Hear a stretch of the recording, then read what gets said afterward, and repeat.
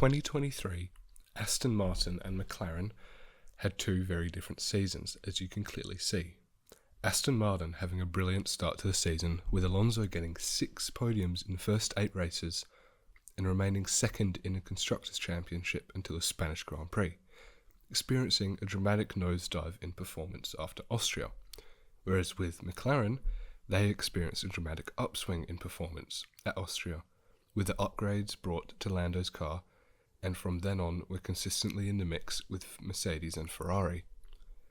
McLaren's fast improvements in performance filled the void left by Aston Martin's decline, as shown here by this table.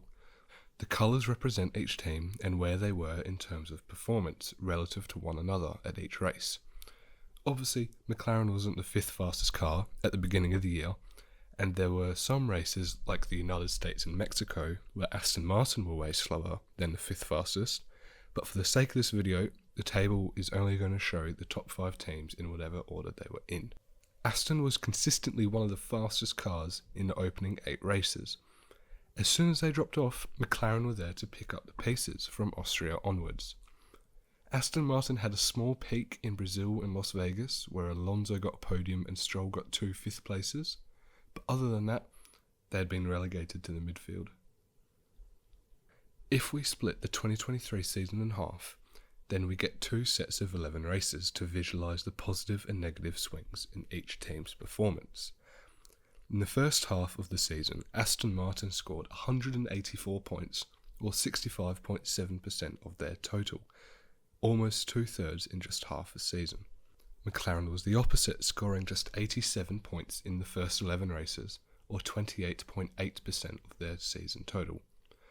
Only 3 races after their upgrades were implemented was the halfway mark of the season. In the second half of 2023, we can see that Aston Martin only scored 96 points, while McLaren scored 215, a reversal of fortunes. McLaren did suffer a mid-season stumble from the Belgian to the Italian Grand Prix, which nearly cost them 4th place in the Constructors, as Aston had made some late-season upgrades in an attempt to salvage 4th back, but to no avail. This table also visualises both Aston's and McLaren's seasons, as you can clearly see when each team lost or gained their form, and the other picking up the pieces.